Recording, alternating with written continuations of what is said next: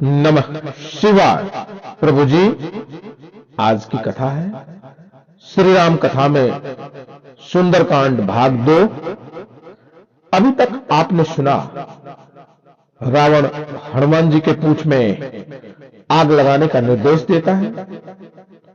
अब कथा आगे। प्रेम से बोलिए सियावर रामचंद्र की जय, पवन सुत हनुमान की जय। रावण के वचन सुनकर मूर्ख राक्षस पूंछ में आग लगाने की तैयारी करने लगते हैं। रहा न नगर बसन घृत तेला, बाढ़ी पूछ किन कपि खेला।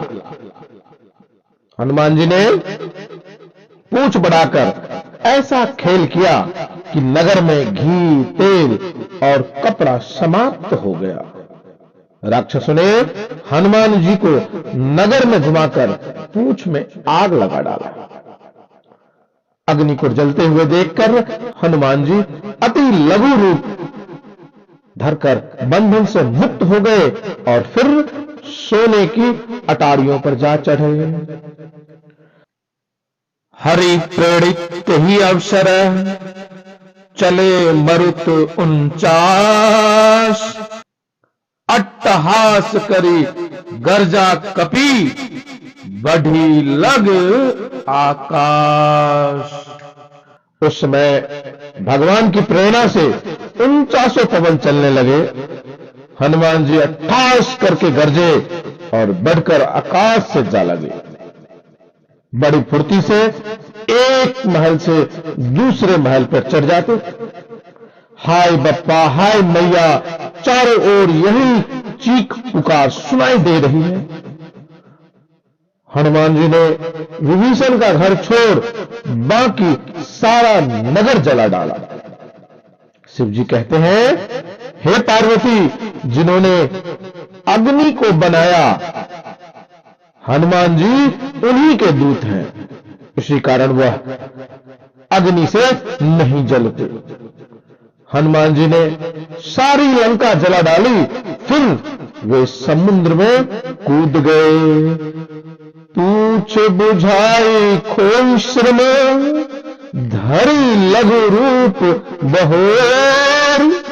जनक सुता के आगे ठाड़ो, अब भवई करे जो।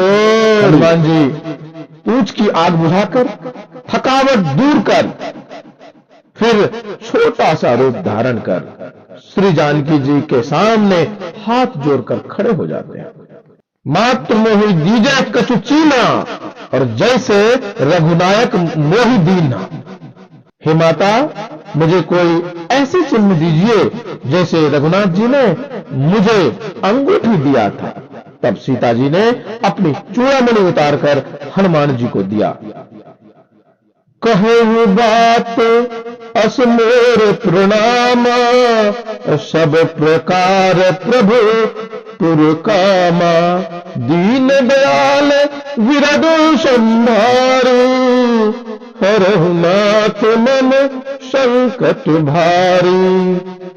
जानकी जी ने कहा, हे तात, मेरा प्रणाम निवेदन करना और इस प्रकार कहना, हे प्रभु, आप सब प्रकार से पूर्ण काम है। दीन दुखियों पर दया करना आपका व्रत है। उस व्रत को याद करके हे नाथ, तेरी भारी संकट को दूर कीजिए। मास दिवस महु नाथ न आवा, तो मैं पुनि मोहि जियत नहीं पावा। यदि महीने भर में नाथ नहीं आए तो फिर मुझे जीवित नहीं पाएंगे। हे हनुमान, मैं किस प्रकार अपने प्राण रखूं? तुम भी तो अब जाने को कह रहे हो। तुमको देखकर तो मेरी छाती ठंडी हुई थी। जनक सुतहि समझाई करी, बहु विधि धीरज दीन। चरण कमल सिरु नाई कपी, गवन राम पहिकीन। हनुमान जी ने बहुत प्रकार से समझाकर सीता जी को धीरज दिया और उनके चरण कमलों में सिर नवाकर राम जी के पास गमन कर गए। चलते समय हनुमान जी ने महागर्जना की, जिससे राक्षसियों के गर्भ गिरने लगे। वह समुद्र लांघकर उस पार आ गए। हनुमान जी को आता देखकर सभी वानर हर्षित हो गए कि अब हमारी प्राण बच गया। श्री राम जी ने जब वानरों को कार्य कर वापस लौटते हुए देखा तो उनके मन में विशेष हर्ष हुआ। सभी वानर उनके चरणों में प्रणाम करते हैं। पवन तनय के चरित सुहाए, जामवंत रघुपति ही सुनाए। तब जामवंत जी ने हनुमान जी के सुंदर कार्य की वर्णन श्री रघुनाथ जी को सुनाते हैं। हनुमान जी सीता जी का चूड़ामणि रामचंद्र जी को देते हैं, जिसे रघुनाथ जी अपने हृदय से लगा लेते हैं। फिर हनुमान जी जानकी जी की विनती सुनाते हैं। हे नाथ, सीता के अति विपत विशाला, बिनई कहे भले दीन दयाला। हे नाथ, सीता जी की विपत्ति बहुत बड़ी है। हे दीन दयालु, वह बिना कहे ही अच्छी है। विमर्श विमर्श करुणा निधि, जाहि कलप सम बीत। बेगी चलो प्रभु आने, भुज बल खल दल जीत। हे करुणा निधान, उनका एक एक पल कल्प के समान बीतता है। अतः हे प्रभु, तुरंत चलिए और अपनी भुजाओं के बल से दुष्टों के दल को जीतकर सीता जी को ले आइए। सारी कहानी सुनने के बाद श्री रघुनाथ जी ने सुग्रीव को बुलाकर कहा कि अब चलने की तैयारी करो, अब विलंब के ही कारण कीजिए, तुरंत कपहि कहो आयुष दीजिए। अब विलंब किस कारण किया जाए, वानरों को तुरंत आज्ञा दो। प्रभु श्री राम वानरों की सेना के साथ प्रस्थान करते हैं। यही विधि जाए कृपा निधि, उतरे सागर तीर। जहाँ तहाँ लागे खान फला, भालू विपल कपिबीर। इस प्रकार कृपा निधान श्री राम जी समुद्र तट पर पहुंच गए। अनेकों वानर वीर जहां तहां फल खाने लगते हैं। उधर लंका में राक्षसों को रात की नींद गायब हो जाती है। वह यह सोचते हैं कि जिसके दूत ने नगर को जला डाला, यदि वह स्वयं ही नगर में आ जाए तो हमारी क्या दशा होने वाली है। मंदोदरी ने रावण को सीता लौटाने की बहुत विनती करती है, परंतु रावण पर इसका कोई असर नहीं होता है। उल्टा वह अपना बल पराक्रम मंदोदरी को सुनाने लगता है। रावण सभा में जाकर बैठता है, तभी उसे खबर मिला शत्रु सेना समुद्र के पार आ गया है। तब वह अपने मंत्रियों के साथ सलाह करता है। सचिव वैद्य गुर तीन जो, प्रिय बोली भय आस। राज धर्म तन तीन कर, होई बेगहि नाश। मंत्री, वैद्य और गुरु ये तीनों यदि भय या आशा से मीठा बोलते हैं तो शीघ्र ही राज, धर्म और शक्ति तीनों का नाश हो जाता है। तब विभीषण जी सुअवसर देखकर रावण से कहते हैं, काम क्रोध मद लोभ सब, नाथ नरक के पंत। सब परिहर रघु बीरही, भजहु भजहु जहु संत। हे नाथ, काम क्रोध मद लोभ ये सब नरक के रास्ते हैं। इन सब को छोड़कर आप श्री रामचंद्र जी के चरणों में सत्य स्वरूप भजते रहिए। बार बार पद लगाऊं, विनय करो दस शीस। परिहरि मान मोह मद, भजहु कौशलाधीश। हे दशानन, मैं बार बार आपके चरण लगता हूं और विनती करता हूं कि आप मान मोह और मद को त्याग कर कौशलपति श्री राम जी का भजन कीजिए। पुलस्त ऋषि ने यह बात कहला भेजा है। मैं सुअवसर जानकर यह सारी बात आपको तुरंत ही कह डाला। माल्यवान नामक मंत्री भी उन्हें बहुत समझाया।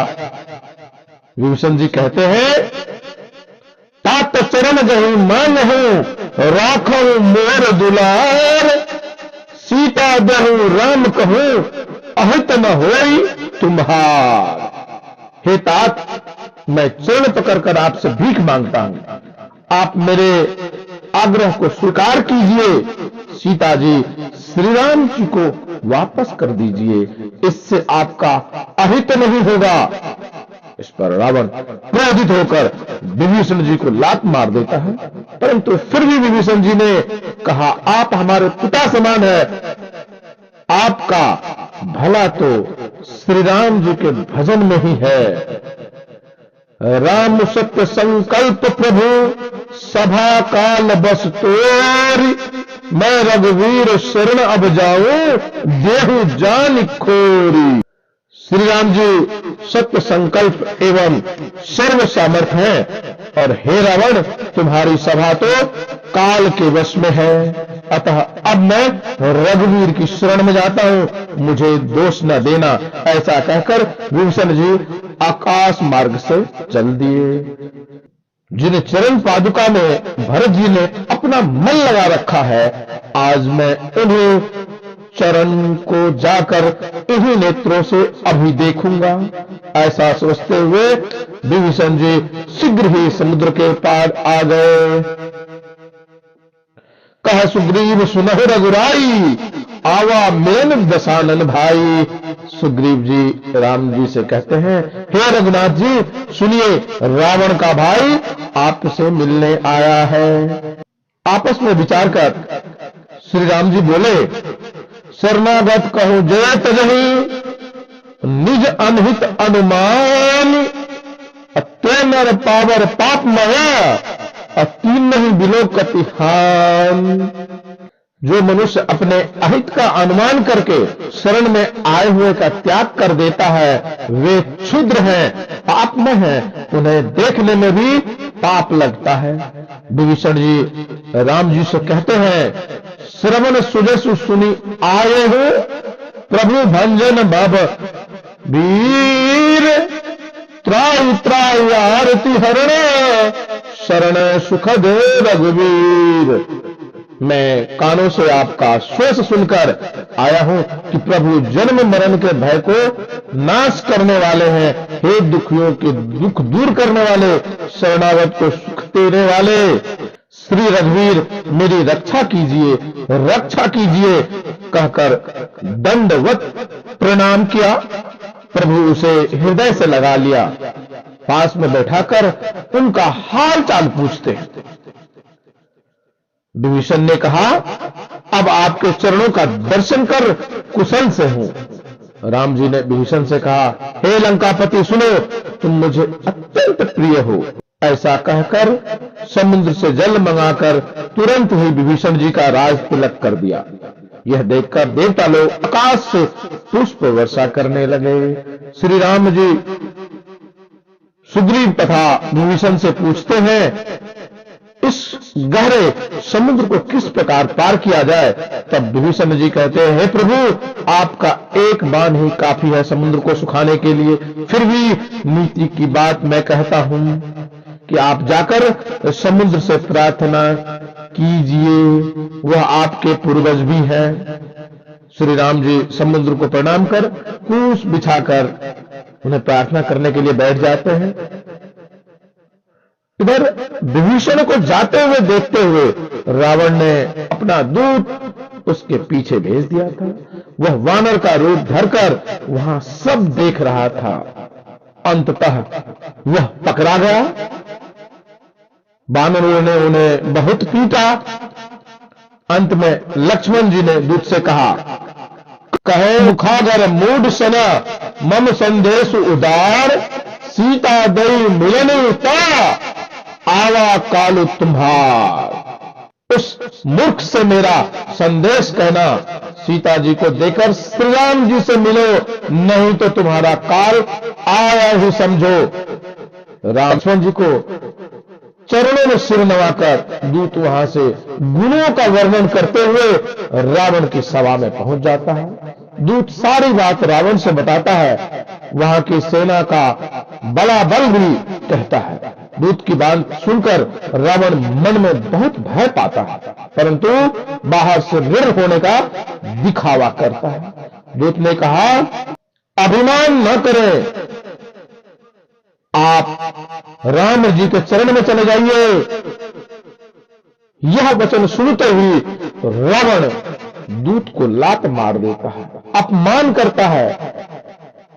वह भी विभीषण की भांति श्री राम जी के चरणों का शरण लेता है। विनय न मानत जलधि जरे, गए 3 दिन बीत, अब बोले राम सकोप तबा, अब भय विनु होई न प्रीत। इधर 3 दिन बीत गए, किंतु जन समुद्र ने विनय नहीं माना। तब श्री राम जी क्रोध में बोले, भय के बिना प्रीत नहीं होती। हे लक्ष्मण, तुम मेरा धनुष बाण लाओ, मैं अग्निबाण से समुद्र को सोख डालूंगा। रघुनाथ जी के बाण उठाते ही समुद्र डर के मारे हाथ जोड़कर सामने प्रकट हो जाते हैं और वो कहते हैं कि आपने मुझे अच्छी शिक्षा दी, ढोल गंवार शूद्र पशु नारी, सकल तारणा के अधिकारी। हे प्रभु, ढोल गंवार शूद्र पशु स्त्री ये सभी शिक्षा के अधिकारी हैं।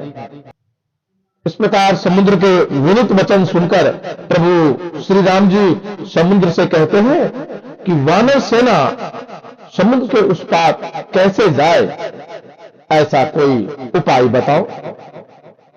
समुद्र बताते हैं कि नल नील अपने वरदान के कारण जिस किसी पत्थर को छूकर समुद्र में डाले, वह आपकी कृपा से तैरने लगेगा। ऐसा कहकर समुद्र प्रभु को प्रणाम कर वापस जल में चला गया। सकल सुमंगल दायक रघुनायक गुणगान, सादर सुने ते तरही, भव सिंधु बिना जल जान।